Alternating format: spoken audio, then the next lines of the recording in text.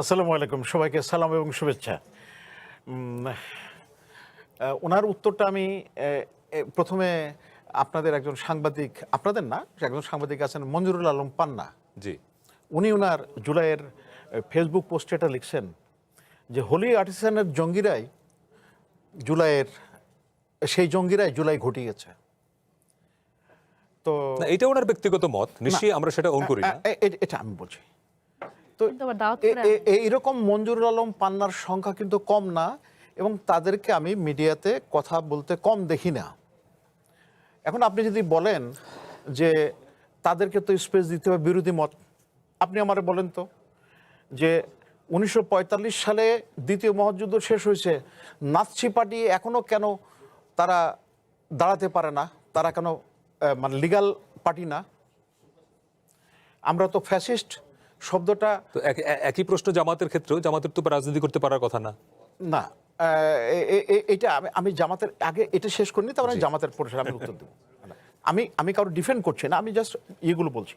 আচ্ছা, এখন আপনি এইটা করার ফলে হয়েছে কি, আমাদের অবশ্য এই অভ্যুত্থান বা বিপ্লব পরবর্তীতে যারা বিপ্লব বা অভ্যুত্থানের একসাথে কাজ করেছে, কিন্তু বিপ্লব পরবর্তী সময়ে তারা তাদের অবস্থান শক্ত করার জন্য বিভিন্ন দিক দিয়ে ভাগ হয়ে যায়। এটা আমরা দেখেছি 1971-এর 16 ডিসেম্বরের পরে। আপনি একেবারে জাজল্য প্রমাণ হচ্ছে দাসত গঠিত হয়ে গেল। তারপরে আপনার জিম্বাবুয়েতে দুইটা দল ছিল, তো একটা দল আসতে পারলো, আরেকটা পারলো না, এবং সে যাতে কোনোদিন আসতে না পারে তার একের পর এক মামলা হয়েছে। সুতরাং এটা কিন্তু একেবারে যে পৃথিবীতে কোথাও হয় না সেটা বলা যাবে না। তবে আমাদের এই বিপ্লব পরবর্তী সময়ে এটা তো আমাদের দগদগে ক্ষত। আমাদের এখনও প্রথমত 2 বছর এখন শেষ হয় নাই, 36শে জুলাই হলে তারপরে শেষ হবে। কাজেই আমরা 2 বছর পূর্তি বলতে পারছি না, এখনও 30 দিনের মতো বাকি আছে, 30 না 31 দিন বাকি আছে। তো এখন এই আপনার এরকম থাকবে। কিন্তু আমি এই যে এবার আইনমন্ত্রীর কথায় আছি, আমার একটু ওনাকে জিজ্ঞাসা করতে ইচ্ছা করে যে জুলাই সনদে বা অন্যান্য আইনের যেগুলো রিফর্মের জন্য দেওয়া হয়েছিল, উনি অ্যাটর্নি জেনারেল হিসাবে তো সেইগুলোতে উনি একজন মানে কার্যকরী ব্যক্তি ছিলেন। এখন উনি ওটার থেকে ব্যাকট্র্যাক কেন করছেন? উনি কেন প্রধানমন্ত্রীর রেফারেন্স দিচ্ছেন? উনি কেন বলছেন না যে আমি এই সনদ তৈরিতে আমি আইনগত দিকটা আমি দেখেছি? এটা কিন্তু বলে না, কিন্তু এখন পার্টি পজিশন চেঞ্জ হয়ে গেছে। এই যে this is a classic example, যে নিজের অবস্থানের প্রেক্ষিতে আমরা সত্য বলেন, মিথ্যা বলেন বা অবস্থান বলেন খুব দ্রুত পরিবর্তন করে ফেলি। এবং আমাদের দেশে এইটা সেই নতুন প্রজন্ম বলেন, পুরনো প্রজন্ম বলেন, সবার জন্য আমাদের একটা সমস্যা হয়ে যাচ্ছে। আমাদের একটা উদাহরণই হয়ে যাচ্ছে যে আমি ওটা করেছি ঠিক আছে, এখন তো নাই, মানে এইটা বলে আমি আমার যে নৈতিকতার অর্থাৎ মানে এথিক্যাল পয়েন্ট অফ ভিউটাকে আমি কম্প্রোমাইজ করে ফেলছি। এটা আমাদের জন্য খুব বিব্রতকর, এবং এটা আমি কোনো আশু মুক্তি দেখছি না। এটা বোধহয় চলতেই থাকবে। আর একটা ছোট্ট কথা আমি একটু যোগ করতে চাই, আপনি যদি একটু অনুমতি দেন। সেটা হচ্ছে আমাদের এখানে যারা অভ্যুত্থানের ঘটিয়েছে, এখন বিশ্বকাপ ফুটবল হচ্ছে, গোল মেসি গোল কটা দিয়েছে সেটা গুরুত্বপূর্ণ, পিছনে যতই ভালো খেলো গোল স্কোর করতে হবে। তো জুলাইয়ের এই যে আমার পাশে যিনি বসে আছেন, ইনারা একটা মেয়ে কালকে দেখালো যে ওই ছোট মেয়েটা পুলিশকে মারতেছে সেই সময়। তো এই যে জীবনের ঝুঁকি নিয়ে যারা এটা করছে, তাদের প্রতি কিন্তু বর্ষিয়ান নেতাদের অনেকের একটু সহানুভূতি কম এবং অত্যন্ত নির্মম কথাবার্তা বলেন। আমি এটাতে খুব কষ্ট পাই। আর বিভিন্ন তথ্যসূত্রে জানায় আমরা বেগম জিয়ার বাসার থেকে বালির ট্রাক সরাতে পারিনি, এটা বাস্তবতা। আজকে যারা অনেক মানে আমি করছি, এটা করছি, ওটা করছি, ওটা করছি, আর এর বালির ট্রাক সরাতে পারে নাই, এটা তো সত্যি। তো সেই সামর্থ্য নিয়ে মানে আওয়ামী লীগের মতন সরকারকে পতন ঘটানো এত সহজ নেই, এত কম্প্রোমাইজিং অ্যাটিটিউড নেই। আর একটা ছোট সম্পর্ক তথ্য দিই যাতে করে পরবর্তীতে মিসিং না হয়। আমাদের একজন মিলিটারি অফিসার উনি সাক্ষাৎকারে বলছেন যে উনি প্রধানমন্ত্রীর অফিসে গিয়ে উনি শুনছেন যে একটা বড় দলের নেতারা নিয়মিত একটা মাসোহারা পেতেন একজনের কাছ থেকে। এই যে আপনি বিবিসির একজন সাংবাদিক, উনি একটা তথ্য দিয়েছেন যে মাসে এত টাকা পেত, উনি কিন্তু বিরোধী দল ঠিকই আছে। সো এরকম কম্প্রোমাইজ করে আবার তারা এখন যখন ঘটনা ঘটে গেছে, এখন তারাই হচ্ছে সম্মুখ সারি। ঐক্য, প্রতিশোধ, বিচার, তিনটা প্রশ্ন, কোনোটার সঙ্গে কনফ্লিক্টিং মনে হচ্ছে আপনার? ইয়েস, সেটা হচ্ছে যেমন পাপিয়া পাপিয়া উনি যেটা বলেছেন, দেখেন জুলাই যুদ্ধ হয়েছে তো তো এই জুলাই যুদ্ধের একটা সবচেয়ে পজিটিভ সাইড আমার কাছে মনে হয়েছে, সেটা হচ্ছে 16ই ডিসেম্বরের যুদ্ধ হয়নি। মানে না, একটা মুক্তিযুদ্ধ আর একটা রাজনৈতিক না, না, আন্দোলন। আমি হচ্ছে কি ওই মুক্তিযুদ্ধ নাম করে যে ওই যে আমি অমুক ছিলাম এটা তুলনামূলকভাবে কম হয়েছে। তো এটা একটা পজিটিভ সাইড। এখন একটা শোনেন, আমাদের পুরো সমাজটাকে আপনি আদর্শিক মানে ক্যানভাসে দেখলে কিন্তু সুবিচার করতে পারবেন না। কারণ আমাদের ভাঙ্গা গড়া এই মন মানসিকতা, আমরা এখন এক জায়গায় এক কথা বলি আর কিছুক্ষণ পরে আরেক কথা বলি। এবং মানে আপনি 1757 সালের সিরাজউদ্দৌলার বিট্রায়াল মানে বিশ্বাসঘাতকতা, এটা কিন্তু আমাদের ভিতরে খুব একটা কম আছে বলে আমার কাছে মনে হয় না। এবং এটা আমাদের জাতীয় চরিত্রের মধ্যে আছে, এটা আমরা স্বীকার করি আর না করি। তো সেই জন্যে আপনার এই যে 16ই ডিসেম্বরের যুদ্ধ হয় না, সেই জন্য আমি সার্বিকভাবে যারা এখন পর্যন্ত যারা আছেন, দায়িত্বে আছেন, তাদেরকে আমি সবাইকে যারা আছে তাদেরকে আমি সাধুবাদ জানাই যে অন্তত এটা হয় না। এবং বিশেষ করে এই যে তরুণ তুর্কিরা যারা বুক পেতে দিয়েছে, আবু সাইদ 2 হাত বাড়ায়, আর এটা আপনার মনে আছে হাসনাত বললো যে গুলি করেন, আমি যাব না, ওই যে বিশ্ববিদ্যালয়ের সামনে তখন ইউনিভার্সিটি বন্ধ হয়ে গেছে। তো এই তরুণ তুর্কিদের একটা বিষয় হচ্ছে কি, তাদের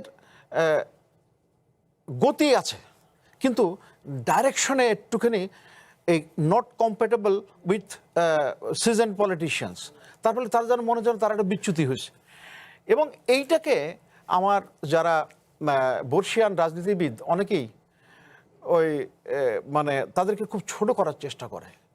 কিন্তু এই তরুণ তুর্কিরা যদি সামনে এইভাবে গুলির সামনে না দাঁড়াতো, ওই যতই মানে কাব্য কবিতা বলি না কেন, ওই ওনাকে নড়ানো এত সহজ হতো না।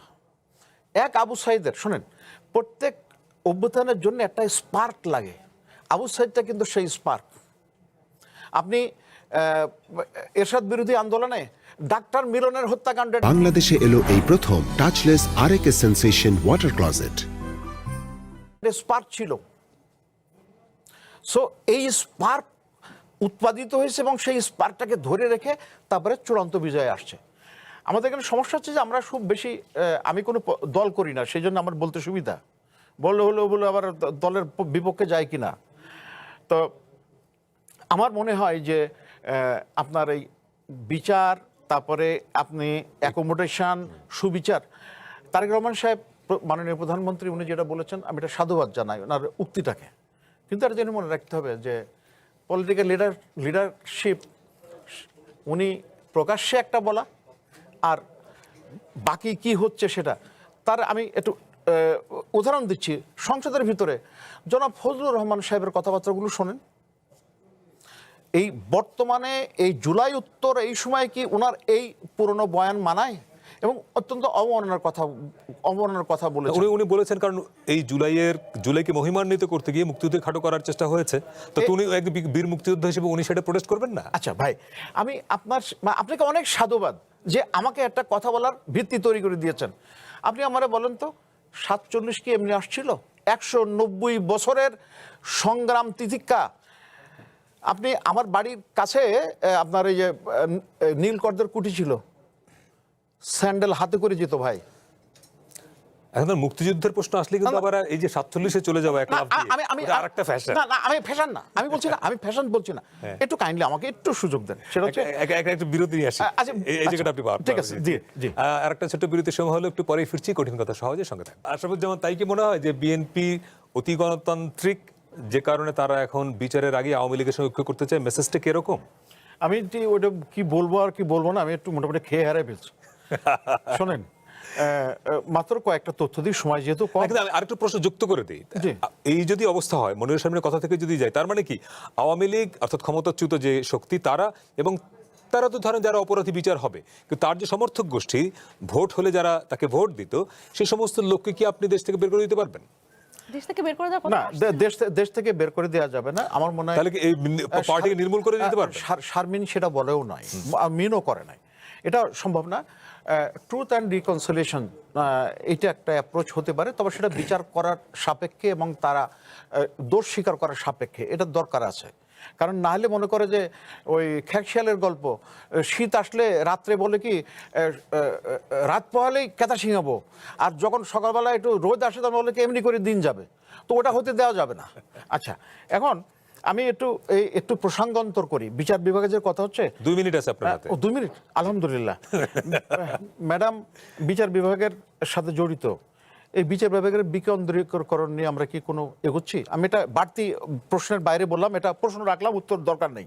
আচ্ছা, এখন হচ্ছে কি জানেন, আমি এই শারমিনের আমি ওনাকে অনেক মোবারকবাদ।